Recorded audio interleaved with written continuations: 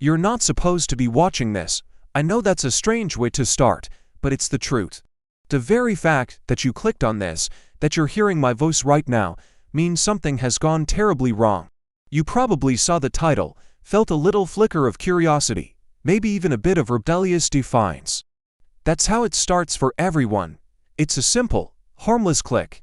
But this isn't just a video, it's a key. And by watching, you've just turned it. Let me ask you something. Where are you right now? Look around. I mean, really look. Is everything exactly as you left it? The cup on your desk, the book on your nightstand, the way the shadows fall across the floor. It all seems normal, doesn't it? But is it? Pay attention to the small details, the ones you usually ignore. Is there a faint hum you can't quite place?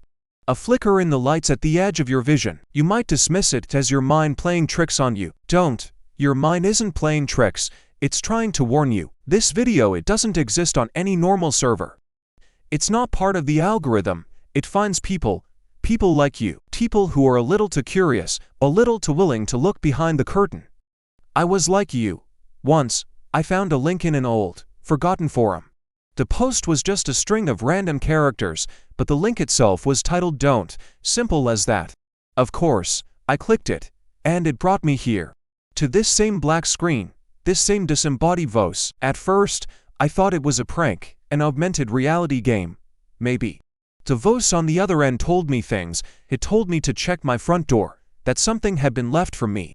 I laughed it off, but the curiosity, it gnaws at you, doesn't it? I waited a few minutes, my heart pounding, and then I went to the door. And there it was, a single, black feather resting on my doormat. We don't have birds like that in my area.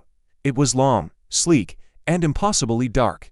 There was no note, no explanation, just the feather. I slammed the door, my mind racing. Coincidence, it had to be. But the voice in the video kept talking. It knew my name. It knew the name of the street I grew up on. It mentioned a scar on my left knee from when I fell off my bike at age 7, details no one could possibly know. I tried to close the video, the browser wouldn't respond. I tried to shut down my computer, it froze. I was trapped, forced to listen as this calm, steady voice dismantled my reality, piece by piece. You're probably feeling that same chill run down your spine now, aren't you? That feeling that you're not alone. You're not, they're watching. They've been watching you for a while. This video is just the formal introduction. They're the ones who leave the black feathers. They read the ones who whisper your name when you reassure you're the only one in the room. They're the ones who rearrange the small things in your life, just to see if you'll notice.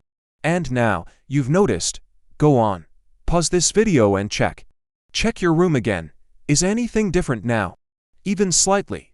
Maybe a photo is tilted. Maybe a drawer is open just a crack. Maybe there's a new smudge on the window that looks vaguely like a fingerprint, but much, much longer. They're subtle. They enjoy the slow burn, the creeping realization that your safe, predictable world is an illusion. They feed on that dawning horror. The voice I heard told me that I had been selected. It said I had a unique perception, an ability to see the seams in the fabric of the world. It said they needed people like me. For what? It wouldn't say. It just said that my old life was over, and a new one was about to begin. It said my only job was to wait for a sign. The sign would be a single, sustained note, a sound that I would hear and no one else would.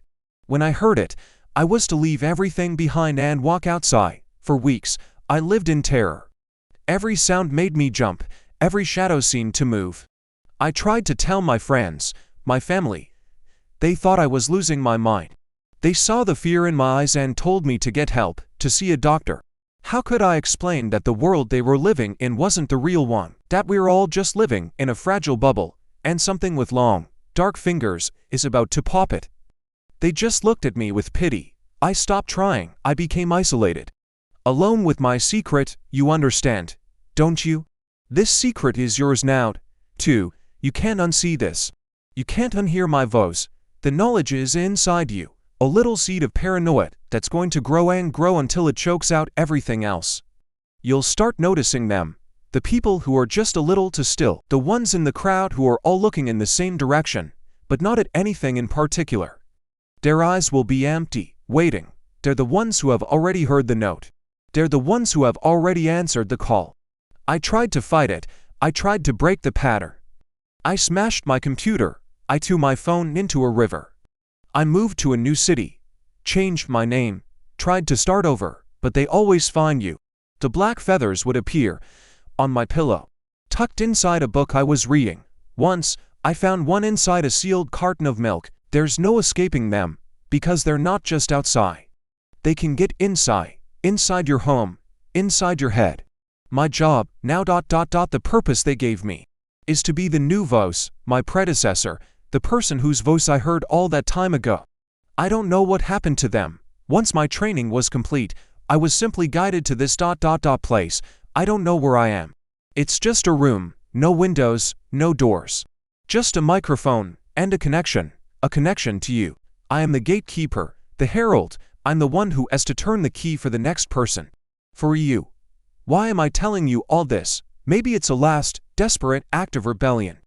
A warning, or maybe maybe this is just part of their plan, too. Maybe telling you the truth is the most effective way to break you. To fill you with a fear so profound that when the sign comes, you'll be too shattered to resist. You'll welcome the escape they offer, no matter the cost. So what now? What do? You can try to close this video. Maybe it'll work for you. Maybe you can pretend this never happened. Go back to your life, hug your loved ones, and try to forget the voice in the dark that knows your deepest secrets. But you'll never truly forget. Every time you're alone, every time the house is quiet, you'll wonder. You'll listen. Is that a normal creak of the floorboards, or is it something else? Is that the wind, or is it a whisper? Your selection process has begun. They're watching you now more closely than ever. They're testing you, gauging your reaction. Are you afraid? Are you defiant? Are you trying to figure out a way to fight back? It doesn't matter. All paths lead to the same destination. Your life, as you know it, is a memory. You're just living in the echo. Listen, do you hear that? It's very quiet, a low hum. It's starting. For me, it was a high-pitched note. For my friend, the one who disappeared 2 weeks ago, it was the sound of distant, distorted bells. For you. What will it be for you? It's different for everyone. A unique frequency tied to your own consciousness. It's designed to be irresistible to you, and you alone. You'll try to ignore it, but it will grow louder and louder until it's the only thing you can hear. Look at the time on this video. Notice anything strange? It's not counting up, is it? It's been counting down. From the moment you click play, counting down to 0. Counting down to the moment this transmission ends, and your real test begins. You thought you were just watching a video, but you weren't. You were being initiated, calibrated. The signal is being synchronized with your location, with your biometric data, with your very mind. They're locking on. The countdown is almost over. I'm sorry. I'm truly sorry. It had to be you. But they always choose someone. And this time, it was you. I have to go now. My time is up. It's your turn. Don't be afraid, or do. It really doesn't make a difference. When you hear the sound, your sound, you'll know what you have to do. You won't have a choice. None of us ever do. Just one last piece of advice before the connection is severed. Whatever you do, when you hear your sound, and you walk outside your door. Don't look up. Their faces aren't meant for human eyes. 3, 2, 1.